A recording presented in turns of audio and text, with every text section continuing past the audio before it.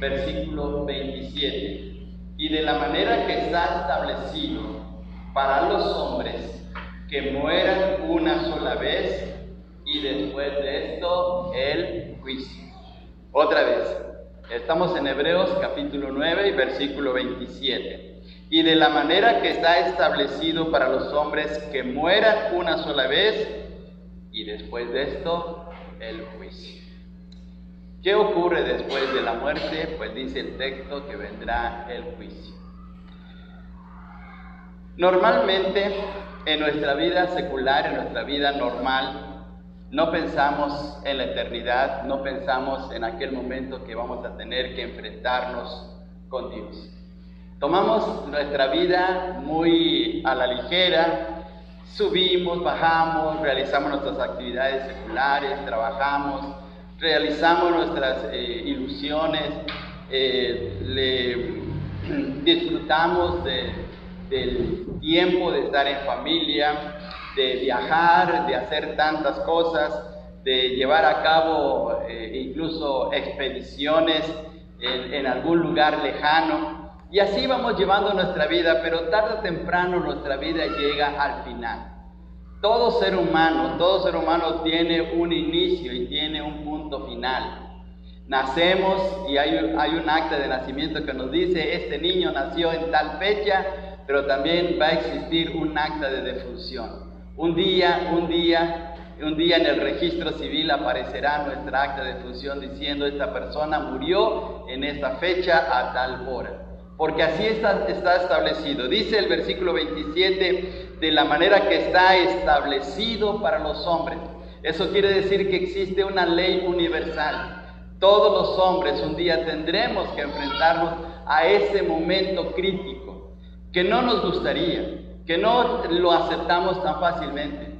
A veces vemos a la muerte de una manera muy lejana. Lo vemos en un vecino, lo vemos en un familiar, lo vemos incluso en nuestros hermanos, pero sin embargo pensamos, bueno, a mí todavía no me toca, me quedan muchos años, y pensamos de esa manera. Sin embargo, no sabemos en qué momento va a ocurrir, pero lo cierto es que Dios establece que va a llegar ese punto final de nuestras vidas, y después de esto dice aquí, el juicio. Ahora veamos por favor, en el capítulo 17 del libro de los Hechos, cuando el apóstol Pablo llega a la ciudad de Atenas para predicar el evangelio, dice algo también relacionado con este asunto tan especial. Estamos en el libro de los Hechos capítulo 17, Hechos capítulo 17, y dice de la siguiente manera en el versículo 30 y 31. Estamos en Hechos 17, versículos 30 y 31. Pero Dios, habiendo pasado por alto los tiempos de esta ignorancia, ahora manda a todos los hombres en todo lugar que se arrepientan. ¿Por qué se deben de arrepentir? Versículo 31. Por cuanto ha establecido un día en el cual juzgará al mundo con justicia. Fijémonos ahora aquí en esta expresión del apóstol Pablo. Por cuanto ha establecido un día en el cual juzgará al mundo con justicia. Sigamos leyendo.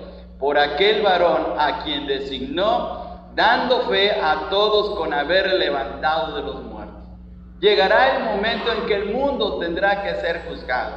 Hay personas que dicen, yo el día que me muera, pues yo hasta ahí llegué, ahí se acabó todo, ya no va a haber ningún problema. Ojalá fuese de esa manera. Ojalá que a la hora de la muerte ya se acabara todo, que ya no hubiera una vida eterna, que no siguiera otra situación después de esta muerte, pero no es así. Dios está diciendo claramente que debe haber ese juicio. Dice en el versículo 31, por cuanto ha establecido un día en el cual juzgará al mundo. Un día va a tener que juzgar Dios a toda la humanidad, de todos los lugares, ¿sí? Ahora déjenme decirles en un sentido profético. Hay dos juicios. En la Biblia hay dos juicios. Uno de ellos tiene que ver con los creyentes y otro tiene que ver con los que no son creyentes. Un juicio tiene que ver con aquellos que han recibido a Jesucristo como su Salvador personal. Y otro juicio tiene que ver con aquellos que han rechazado el mensaje de Cristo. El juicio que tiene que ver con los creyentes no es un juicio de temeridad, no es un juicio de temor, no es un juicio de angustia, no es un juicio de terror, es un juicio de gozo, es un juicio de bendición, es un juicio donde se va a recibir el galardón de haber servido a Cristo. Y a ese juicio se le llama en la Biblia el juicio del tribunal de Cristo. Vayamos a 2 de Corintios capítulo 5, por favor, y versículo 10. 2 de Corintios capítulo 5 y versículo 10. 2 de Corintios capítulo 5 y versículo 10. Dice de la siguiente manera: porque es necesario que todos nosotros comparezcamos ante el tribunal de Cristo, para que cada uno reciba según lo que haya hecho mientras estaba en el cuerpo, sea bueno o sea malo. Fijémonos cómo le llama aquí el apóstol Pablo a este juicio, el juicio del tribunal de Cristo. Ahora veamos por favor lo que dice el texto. Porque es necesario que todos nosotros comparezcamos. ¿Quiénes son todos nosotros? Aquí le está hablando el apóstol Pablo en esta carta. Le está hablando a los creyentes de Corinto. En otras palabras, para todos aquellos que han recibido al Señor Jesucristo, a todos lo que en el Nuevo Testamento se le llama a los santos. Pero un día también vamos a comparecer nosotros como hijos de Dios. Vamos a comparecer, pero no va a ser un comparecer de temor, no va a ser un comparecer de miedo, de estar pensando ¿por qué no hice lo correcto? Porque aquí es totalmente diferente, es para los hijos de Dios. Y dice en este versículo: porque es necesario que todos nosotros comparezcamos ante el tribunal de Cristo, para que cada uno reciba según lo que haya hecho. Vamos a recibir según hayamos hecho. Si usted fue un hombre de oración, una mujer de oración, va a recibir un premio, un galardón. Si usted fue un hombre o un creyente evangelizador y ganó almas, va a haber un premio. Si usted hizo un servicio de entrega a Dios consagrado, va a recibir un premio. Entonces ese tribunal va a ser de gozo, porque vamos a recibir, claro, quizá habrá quienes no reciban mucho o no reciban nada. Van a pasar a la eternidad con Cristo como si se hubieran sacado un 6, pero al fin y al cabo van a pasar, al fin y al cabo van a estar en el cielo. De alguna manera Dios les va a recibir ahí por haber aceptado a Cristo como su Salvador personal, porque esa salvación es gratuita, porque esa salvación se recibió por arrepentimiento y por fe. Esa salvación no fue por obras, simplemente se aceptó a Cristo.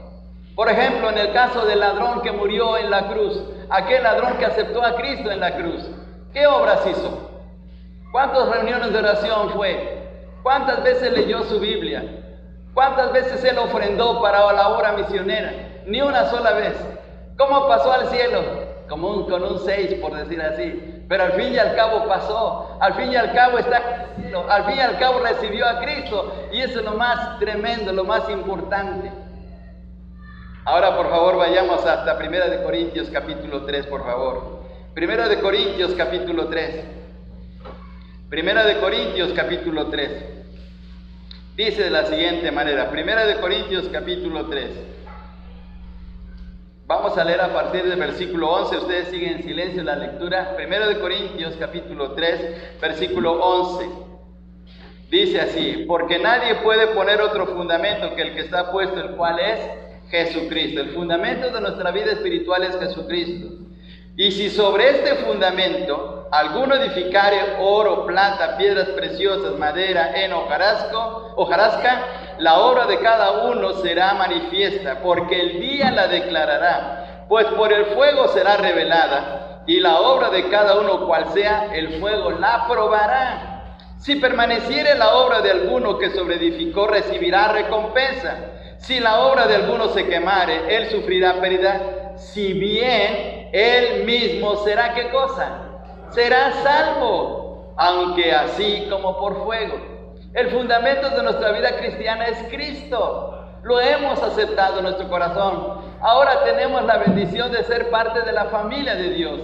Dice Juan, el Evangelio de Juan capítulo 1, versículo 12, mas a todos los que le recibieron, a los que creen en su nombre, les dio potestad de ser hechos hijos de Dios. Somos hijos de Dios por haber aceptado a Cristo. Por eso es que vamos al cielo. Pero como hijos de Dios tenemos que servir al Señor. Tenemos que entregarnos a Él. Tenemos que participar dentro de su obra. Y a eso se refiere edificar sobre el fundamento que es Cristo. Hay quienes se consagran a Dios. Hay quienes se van hasta lugares lejanos. Hay hermanos que dan su vida por el Señor, incluso hasta la muerte, como lo estamos escuchando en la noticia de los hermanos de Chiapas. Hay quienes están dispuestos a defender su fe hasta la muerte. Entonces se están edificando con oro, plata, piedras preciosas. Pero hay quienes se la pasan muy tranquilos.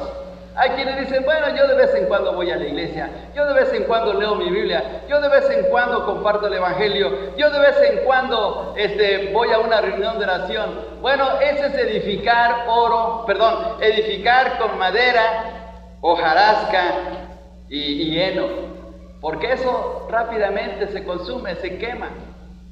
¿Qué va a probar nuestras obras? Bueno, dice aquí el apóstol Pablo, el fuego. En el versículo 13, el fuego va a probar nuestras obras, versículo 13. Y si nuestras obras salen relucientes, ¿qué va a ocurrir? Va a haber un gran premio, un gran galardón. Pero si se quema toda nuestra obra, veamos en el versículo 15. Si la obra de alguno se quemare, él sufrirá pérdida. Fíjense bien, significa que hicimos un mal trabajo. Hicimos algo malo delante del Señor. No lo hicimos de corazón, no lo hicimos de entrega, no lo hicimos por amor. Y se quemó todo ese servicio hacia Dios. Pero aún así, ¿qué dice el texto? Si bien Él mismo será salvo. Vamos a ser salvos.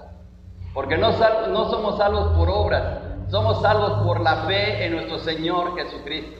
Pero habrá recompensa.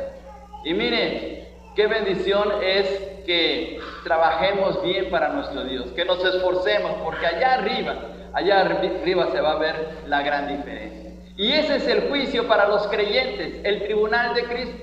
Ese tribunal de Cristo va a ocurrir cuando el Señor nos lleve en su gloria en el rapto. Cuando Cristo venga por segunda vez y saque a la iglesia, nos iremos al cielo y allá será el tribunal de Cristo. Allá recibimos los galardones. La Biblia, en el Nuevo Testamento, mejor dicho, se mencionan 5 coronas. Corona de justicia, corona de gloria, corona incorruptible. 5 coronas que nos están esperando, que son los premios que el Señor está ofreciendo por ese servicio. Y miren qué bendición. No sabemos cómo va a ser la premiación de una manera tan grandiosa. Se ha visto, por ejemplo, en los Juegos Olímpicos, cuando reciben la medalla de oro, algunos deportistas hasta lloran porque están cantando el himno de su país y se está levantando la bandera de su país y se sienten orgullosos y conmovidos porque valió la pena esforzarse, porque esa medalla de oro no solamente representa su esfuerzo de ellos, sino también es para darle el lugar a su país. Y nosotros también, el haber servido al Señor no solamente es para nuestro beneficio personal, sino haber puesto a nuestro Señor en alto, el darle lugar a Él, el darle la gloria solamente a Él. Y entonces eso va a ser de tremenda bendición. Y ese es el tribunal de Cristo, ese es el juicio para los creyentes. Pero vendrá un segundo juicio que es para los no creyentes. Y dice Romanos, por favor, les invito que vayamos a la carta de los Romanos capítulo 14. Romanos capítulo 14. Versículo 12, Romanos 14, 12. De la manera que cada uno de nosotros dará a Dios cuenta de sí. Cada uno de nosotros dará a Dios cuenta de sí. Y ahora todo el mundo tendrá que dar cuenta. Los creyentes vamos a tener que dar cuentas en el cielo delante del Señor Jesús, pero seremos salvos. Pero aquellos que no recibieron a Cristo un día tendrán que enfrentarse a aquel juicio tan especial delante de Dios. Les pido por favor que vayamos al capítulo 13 del libro de Eclesiastés. Eclesiastés capítulo 13. Eclesiastés capítulo 13 y versículo 14. Versículo 14. Eclesiastés, 12, no tiene 13, tiene 12. Me equivoqué. Es 12, 14. 12, 14. Dice de la siguiente manera: porque Dios traerá toda obra, ¿a qué cosa? A juicio, juntamente con toda cosa encubierta, sea buena o sea mala. Entonces aquí vendrá el lloro y crujir de dientes, porque mucha gente, mejor dicho, todas las personas, sin excepción alguna, han recibido el mensaje de Jesucristo. No va a haber en el cielo ninguna persona que vaya a decir: nunca me hablaron de Cristo, nunca me mencionaron que yo tenía que ser salvo, nunca me dijeron que había un Dios que me iba a juzgar. Eso no va a ser posible. Dios de alguna manera le está hablando a todo el mundo, y hay una persona en el mundo que se está encargando de convencer de pecado a toda persona. ¿Quién es? Es el Espíritu Santo. El Espíritu Santo está en todo el mundo, en los lugares más lejanos del mundo, en donde están personas viviendo en las montañas, en la selva, personas que ni siquiera conocen las civilizaciones, como tribus en el Amazonas, pero todos ellos están recibiendo de alguna manera el mensaje de Dios. Aún sus mismas conciencias les sirve de parámetro para saber el bien y el mal. Y nunca habrá alguien, jamás va a haber alguien que diga: Dios, yo sí quería amarte, yo sí quería conocerte, yo sí quería estar delante de ti, yo sí quería venir a ti, pero nunca me hablaron de ti y por eso estoy perdido. Me has condenado injustamente. Eso nunca va a ocurrir, porque toda persona, desde Adán hasta aquí, hasta esta fecha, todos están recibiendo el mensaje. Dice el Señor Jesús en Mateo capítulo 24 que el Evangelio será predicado a todo el mundo. Y hoy con las redes sociales, y hoy con la tecnología, y con todas las cosas, el Evangelio está llegando a todo el mundo. Que no lo quieran escuchar, que no lo quieran aceptar, que no quieran arrepentirse, esa es otra cosa.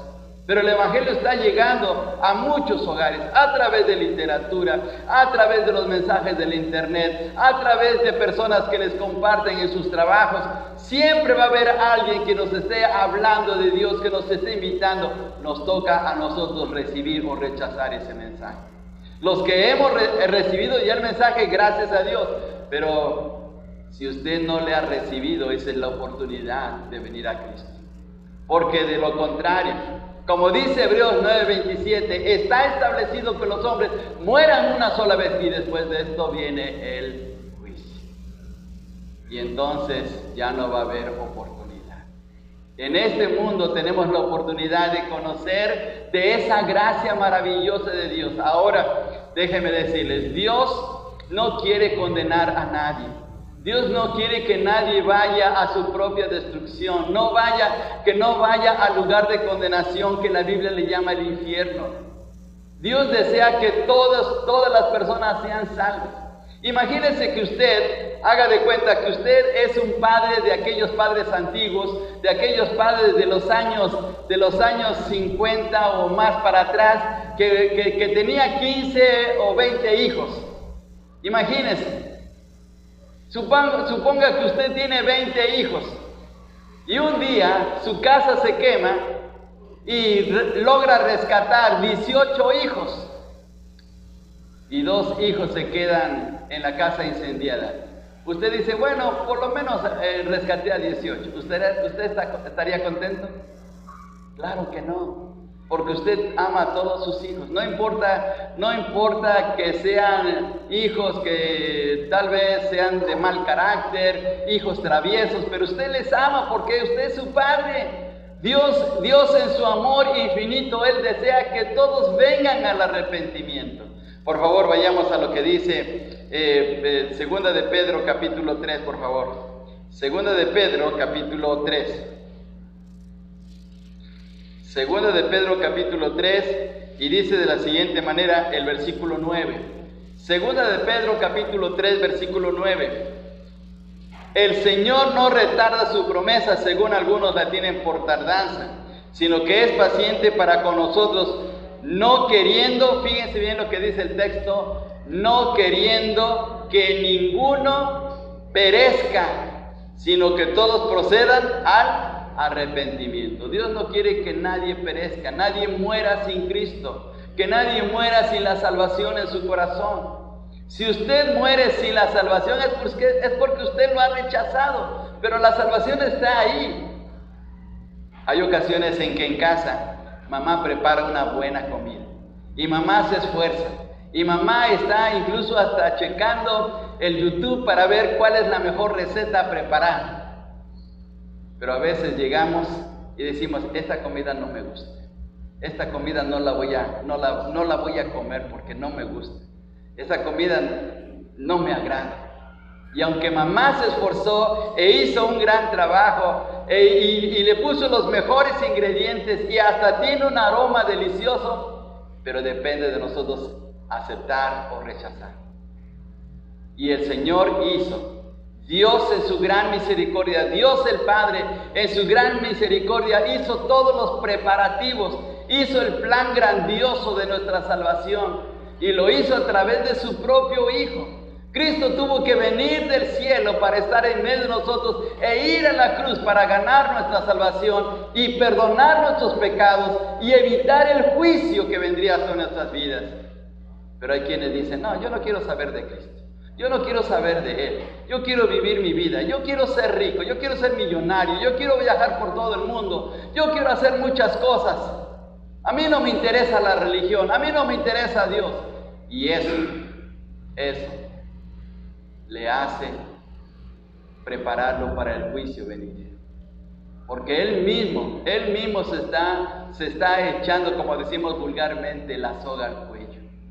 Porque Dios le está preparando todo a su favor. Dios no quiere que nadie se pierda. Pero esa persona dice, no me interesa a mí. Hay ocasiones que vamos y tocamos puertas y les entregamos un folleto y la persona ve el folleto y dice, es de la religión, no me gusta, y hasta nos rompe el folleto en nuestra misma cara. Como si fuera una gracia, como si se creyera mucho esa persona y no sabe que él mismo se está haciendo un daño terrible porque está en juego su propia vida. Hemos pensado, ¿cuánto vale nuestra alma? ¿Cuánto vale nuestra alma? Pues déjeme decirle, nuestra alma vale lo que Cristo hizo en la cruz del Calvario. Ese es el valor de su sangre derramada. Nuestra alma vale muchísimo a los ojos de Dios, pero nosotros no lo valoramos, o bueno, el ser humano no lo valora, y por eso lo hace a un lado. Pero después viene el lloro y crujir de dientes. Porque la gente entonces que llega a morir sin Cristo, ahora empieza a darse cuenta de lo terrible que es, de la mala decisión que tomó. Veamos por ejemplo esta ilustración que está en el Nuevo Testamento. Lucas capítulo 16, hermanos. Lucas capítulo 16. Lucas capítulo 16. Veamos la reacción de un hombre rico que tuvo en poco la vida espiritual. Un hombre rico que no le interesó el vivir bien delante de Dios.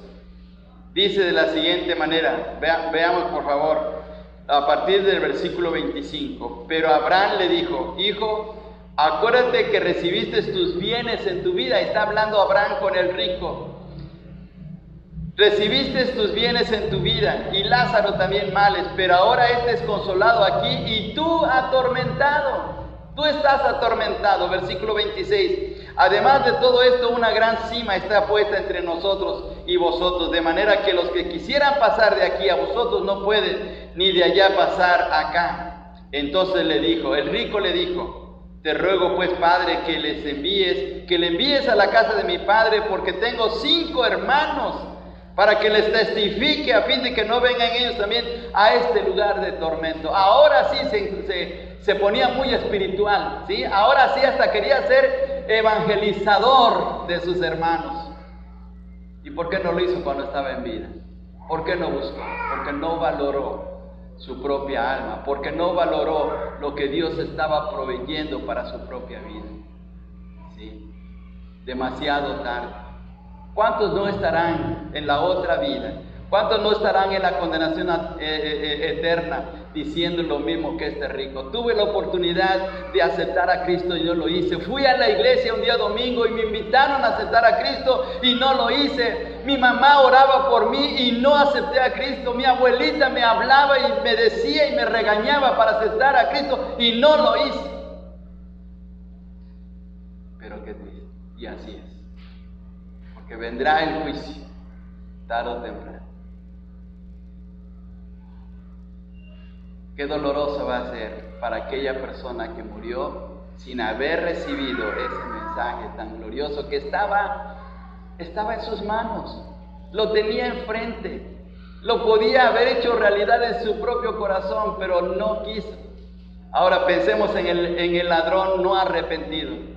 Ahí en la cruz del Calvario estaba el Señor en medio de dos ladrones. Uno de ellos dijo: Señor, acuérdate de mí cuando vengas en tu reino. Y el Señor le dice: hoy estarás conmigo en el paraíso. Pero el otro que dijo: no, Señor, bájate y bájanos a nosotros también. Y vámonos cada quien por su rumbo. Ese otro también murió, pero perdió la salvación. Fíjense bien, estaba a unos cuantos centímetros de Jesús. Estaba muy cerca del Señor y estaba escuchando orar a Jesús. Y estaba viendo cómo Jesús moría por los pecadores. Y él mismo tenía la oportunidad de arrepentirse, pero no lo hizo. A unos cuantos centímetros. ¿Cómo creen que esté en la otra vida?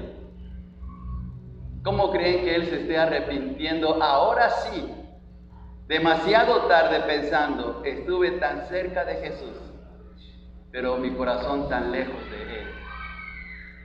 Qué triste, porque ahora demasiado tarde.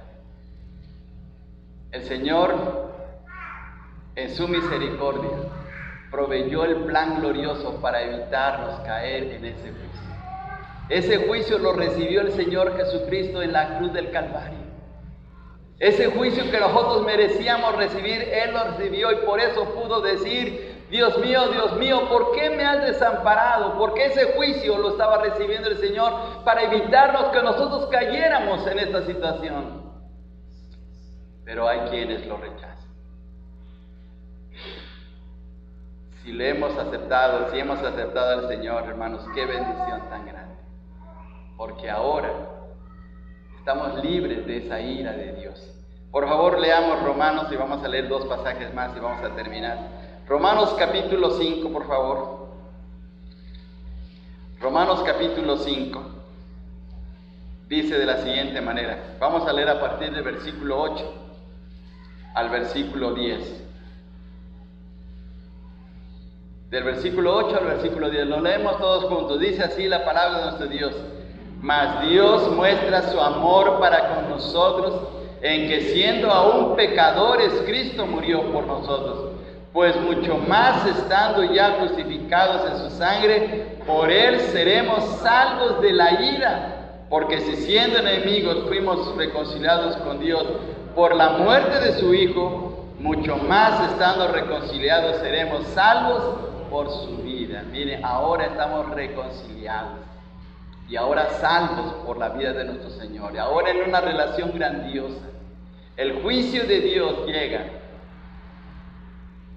para todo aquel que no le ha aceptado. Para nosotros nuestro juicio es totalmente diferente. Volvemos a repetir, ese tribunal va a ser de bendición para nuestras vidas porque es recibir galardones. Pero para aquel que no recibe a Cristo en su corazón y muere sin Cristo, le espera un juicio terrible.